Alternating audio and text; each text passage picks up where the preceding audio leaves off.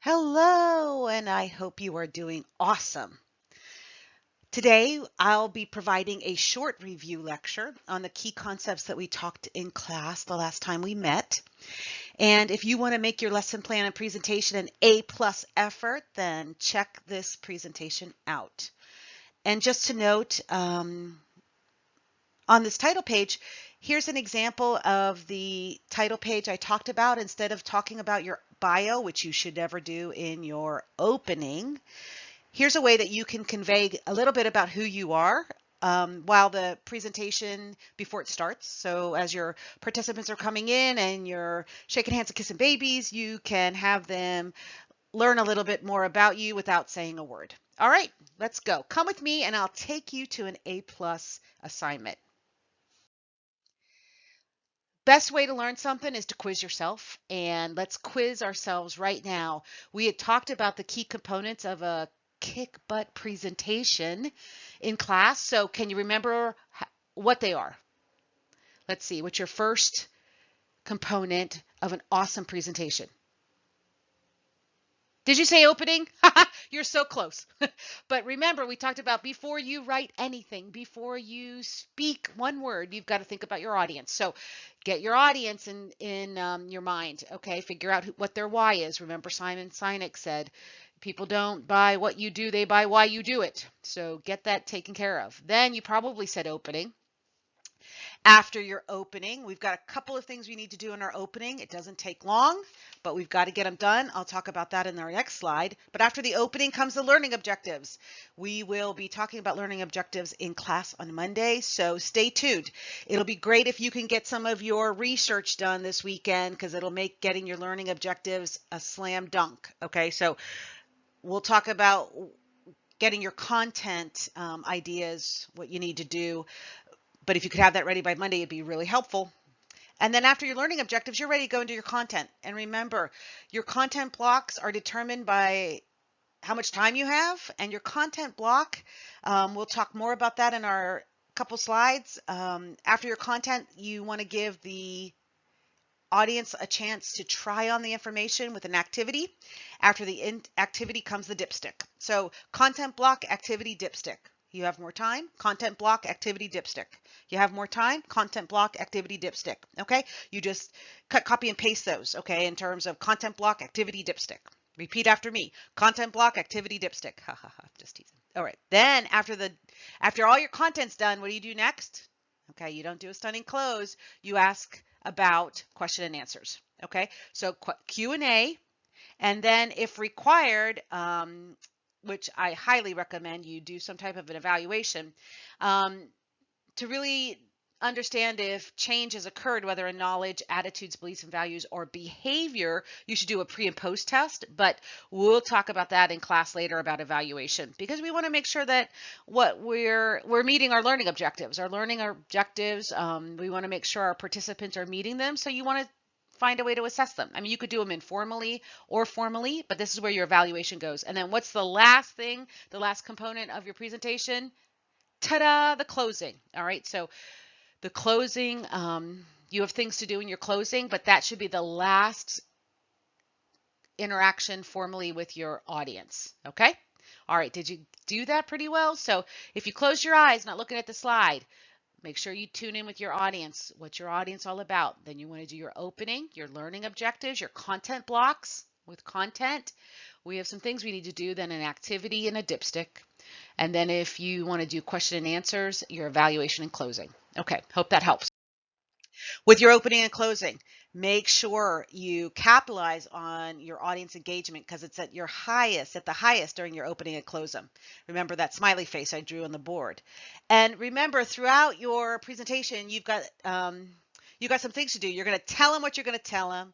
You're going to tell them, then you're going to tell them what you told them. So in your opening, you're going to tell them what's coming. You're going to say, today in our presentation, we're going to talk about 3 things. Bam, bam, bam. Or tonight, we're going to talk about these 3 things. Tomorrow, we're going to talk about these 6 things. And then on Sunday, before we close, we're going to talk about whatever. Just tell them what you're going to tell them.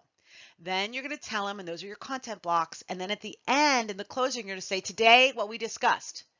Okay, before you let them free, you got to recap. And repetition is an excellent teaching practice. It allows people, especially auditory, people who learn by listening, the more they hear it over and over again, just like you guys know, I make you say things and repeat back to me. And I know some of you hate it, some of you like it, but whatever. It's a good learning practice. So good teachers will make their students get engaged and, speak. It's a great way to learn is to say it out loud.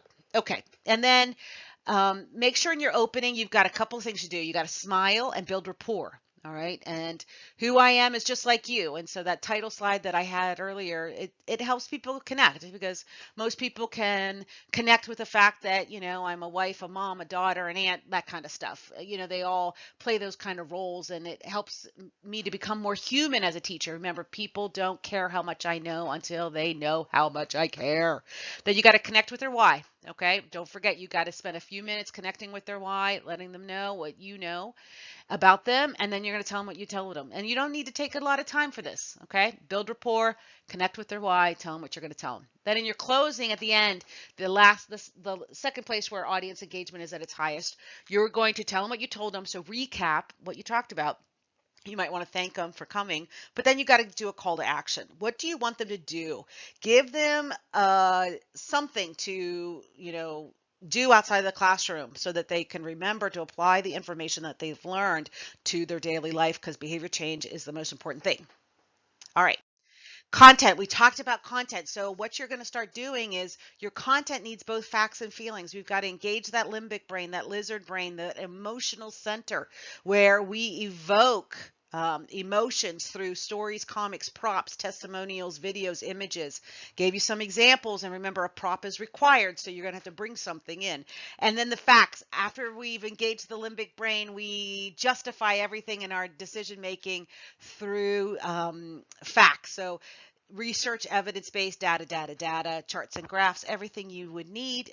You could also do some expert testimonials, like the Surgeon General or, the CDC director, all that kind of fun stuff. So remember, content needs both facts and feelings.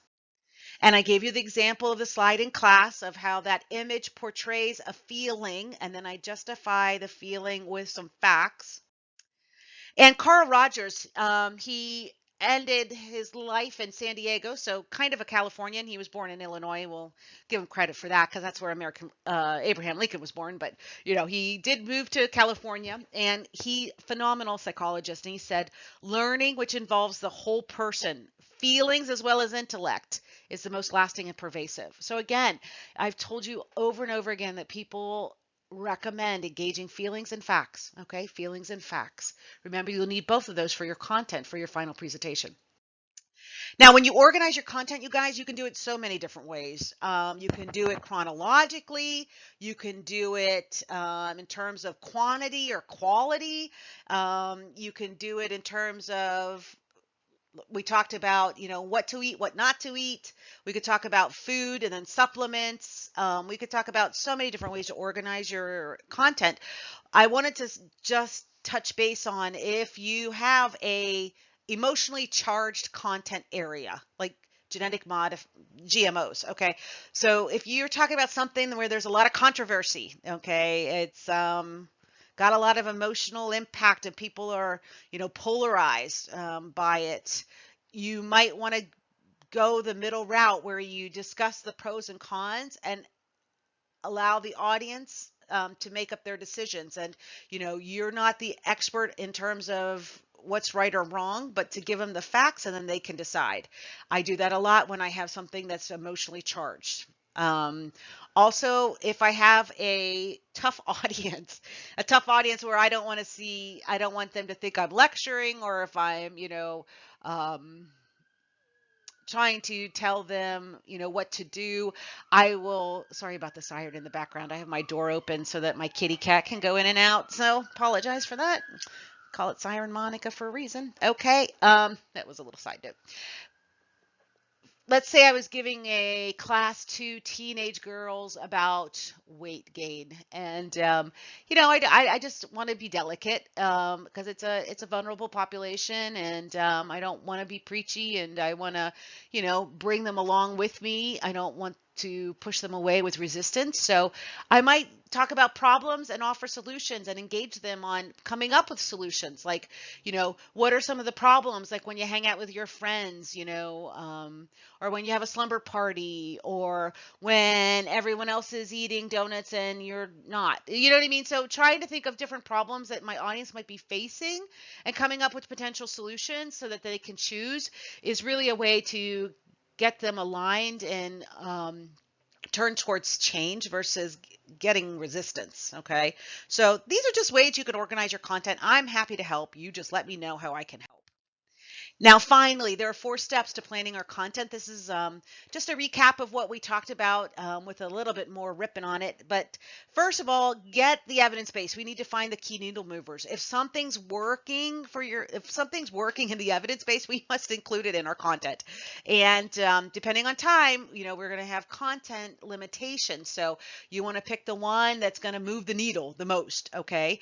And then also, I recommend GTSing in the popular press, just finding out what people are talking about, looking at common threads, looking at what's been, talked about on talk shows, on blog posts, in the news, etc., and see where the evidence base and the popular press intersects, and what might be hip right now, hot right now, vogue right now, so you can address your audience's concerns. So you really want to look at the evidence base plus your audience's needs, and then depending on time, you'll know what some ideas are. We also mind maps. Remember, we were just brainstorming, looking at different mind maps and just writing down all different kinds of options just to get to see what's out there. And then we had to finalize our choices.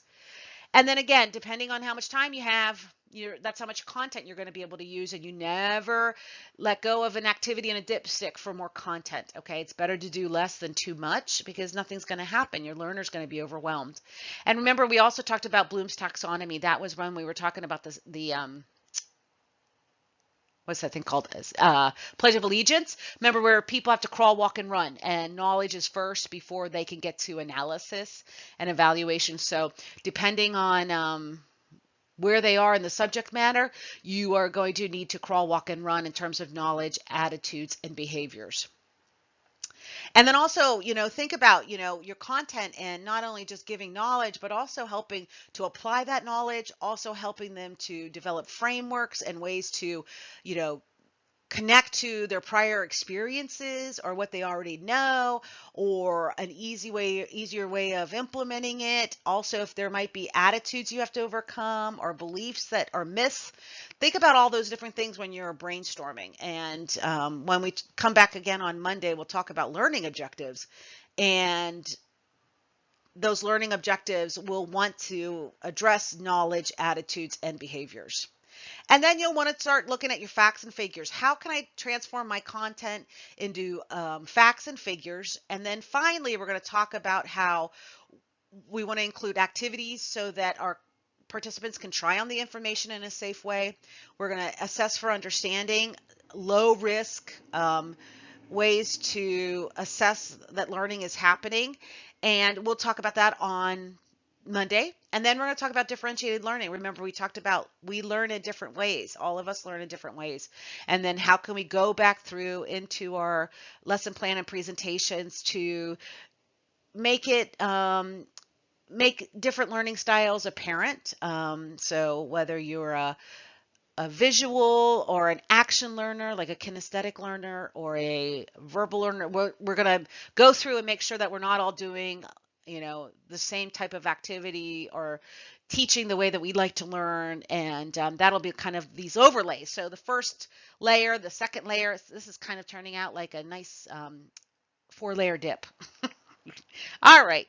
I think that's it. Oh, and then here, I love this Confucius. That's that guy that's the big statue that's out in front of the music building. That's Confucius, a fabulous philosopher. Amazing. And he said, I hear and I forget. I see and I remember. I do and I understand. A phenomenal just reinforcement of why props are important and visuals, because that engages that feeling, right? And then that activity is so important. So getting your participants visually engaged, hands-on engaged is so important. So we'll talk more about this on Monday, but I thought this was a good review. what I need you to do is start working on your lesson plan content, getting some ideas on what you want your content to be. Happy to help you sort that through if you need me. And then on Monday, we're going to start, bam, with lesson learning objectives. All right. Until then, have a super, super, super weekend. Okay. High fives, big hug. Bye.